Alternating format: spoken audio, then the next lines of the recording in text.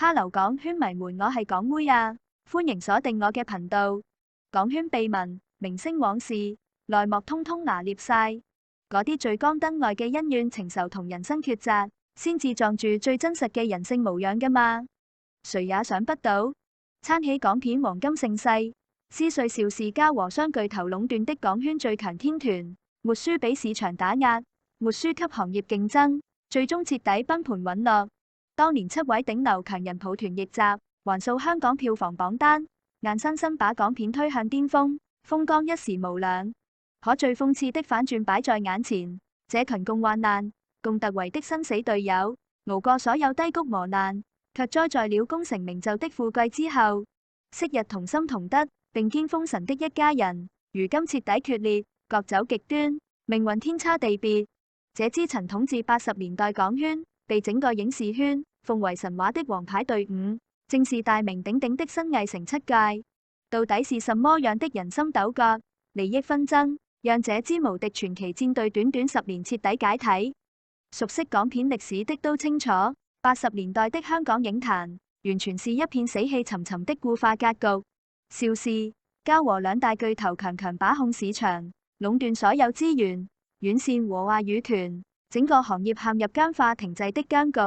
就在所有人都默認格局無法撼動，無人敢挑戰巨頭權威的時候，三個狠人直接高調破局。1980年，麥嘉、石天、黃百鳴毅然聯手創業，成立新藝城，背靠金公主院線強勢加持，正面硬剛兩大行業巨頭，硬生生撕開了老牌公司的壟斷鐵壁。隨後，徐克、施南山、曾志偉、泰迪羅賓4位業界頂級大神強勢加盟，集齊7位風格迥異、天賦炸裂、各懷絕技的影視奇才，轟動全港的新藝城7屆黃金天團就此正式成型。這也是港影史上唯一一組能靠草根抱團，硬生生顛覆老牌資本格局的傳奇陣容。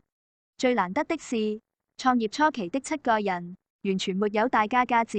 沒有層級之分，不搞派系，不計特實，所有人都圍着作品發力，一心只想拍出好電影，闖出好口碑。可大家有沒有想過一個問題？既然團隊實力如此強悍，市場口碑票房雙爆，風頭一時無兩，為什麼僅僅10年時間，新藝城就驟然崩盤，徹底解散？為什麼當年親如兄弟的7人摯友，最後會徹底決裂，各走極端，再也沒有合體同框的機會？最先出現裂痕，選擇抽身離開的，是性格通透、心事活絡的曾志偉。熟悉港圈的朋友都知道，曾志偉入行多年，情商極高，人脈極廣，也是新藝城團隊裏的氣氛擔當、調度核心。但隨着公司規模越來越大，票房收益越來越高，團隊內部的問題開始不斷暴露，創作理念的分歧、票房分賬的爭議、話語權的爭奪，讓原本和諧融洽的團隊氛圍徹底變味。曾志偉當年說過一句特別現實也特別扎心的話：這鍋粥7個人分着嘅太少了，我出去找點飯，這樣大家輕鬆點。這句話看似灑脫退讓，實質道盡了團隊內部的利益糾葛與人心尷尬。1988年左右，曾志偉率先退出新藝城核心團隊，轉身投奔嘉禾，還助力打造出《僵屍先生》這類爆款佳作。離開後的曾志偉，人生軌跡徹底脫離影視創作賽道，一頭扎進綜藝圈和社交場，憑借圓滑的性格和超強人脈，常年活躍在港圈各大場合，熱度居高不下。但隨之而來的是無數爭議纏身、緋聞、是非、行業爭議，從未斷過，口碑兩極分化極其嚴重。從當年深耕作品的實力派影視人，到如今爭議不斷的綜藝大佬，曾志偉的人生翻轉，其實早已在團隊決裂的那一刻埋下伏筆。緊隨曾志偉之後離開的是風格獨特、才華橫溢的泰迪羅賓。作為港圈老牌全能藝人，泰迪羅賓資歷深厚，眼界開闊，擅長小眾題材和文藝風格創作，是新藝城多元化創作的重要支柱。當團隊重心逐漸偏向商業票房，內部矛盾愈發尖銳時，不喜內捲、不愛爭鬥的泰迪羅賓，不願被利益紛爭裹挾，果斷選擇低調離場。退出新藝城之後，他徹底淡出主流影視圈，不再參與大型商業片創作，偶爾客串小眾作品，專注自己的生活，人生走向低調安穩，和其他機位夥伴的高調紛爭形成極致反差。團隊接連流失核心成員，新藝城的根基已經開始動搖，而真正讓團隊走向分裂的關鍵人物，就是風格前衛、追求極致的徐克，以及港圈頂級女強人施南珊。這一對曾經的黃金搭檔，神仙眷侶，是新藝城最核心的創作與運營支柱。徐克手握頂級導演才華，擅長武俠美學，先鋒敘事，敢於突破傳統港片套路，一次次刷新觀眾的觀影認知。施南珊則是業界頂尖操盤手，精通影視製作、市場宣發、資本運作，處事利落，眼光毒辣。一手撐起新藝城的後勤與商業版圖，被業內譽為港圈最會做生意的女人。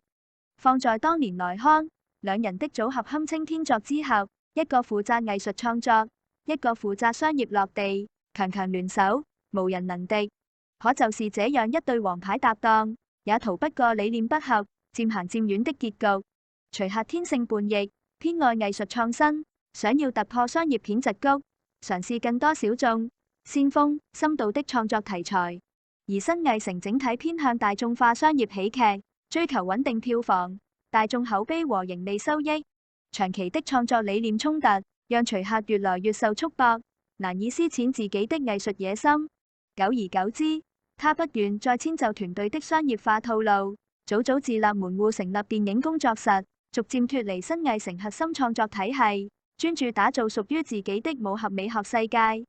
而施南珊的處境則更加兩難，一邊是並肩創業的夥伴情誼，一邊是愛人徐克的藝術追求，夾在利益與情懷中間，左右為難。長期的理念分歧，不僅讓兩人的事業合作斷裂，也徹底消耗掉彼此的感情。最終兩人低調分手，互不打擾。曾經相輔相成、互相成就的事業愛侶，最後事業分離，感情落寞，徹底解綁，各自獨行。港妹真心覺得這一段結局格外唏噓。最好的搭檔，最好的愛人，沒能熬過名利紛爭與理念差異，最終只能遺憾收場。也是從這個階段開始，新藝城七屆徹底名存實亡，團隊凝聚力徹底崩塌。崩盤已成定局，講完出走的四人，再留低堅守到最後的三位創始人：麥嘉、石天、黃百鳴。很多人以為創始人會堅守到底，不離不棄，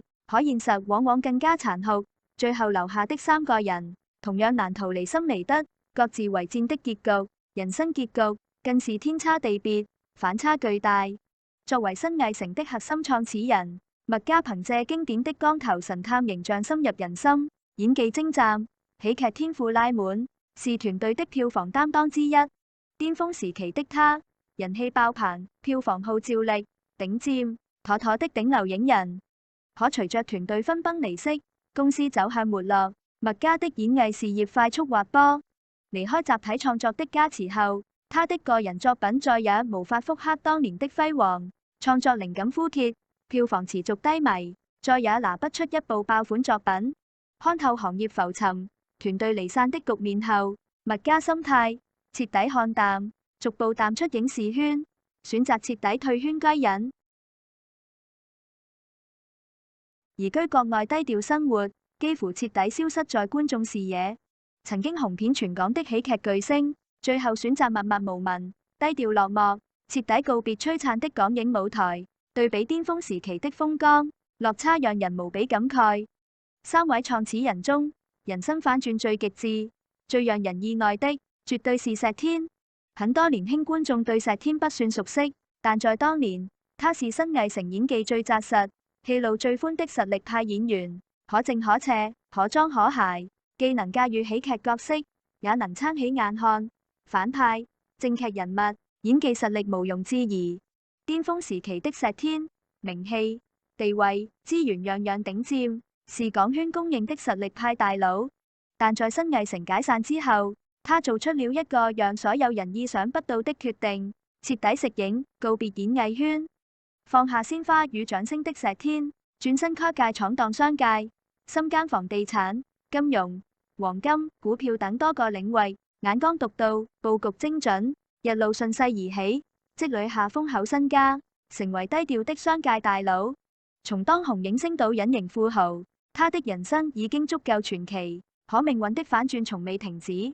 晚年的石天低調度日，極少露面，本以為會安穩安度如山，沒想到2021年，這位曾經的港影大佬遺憾離世，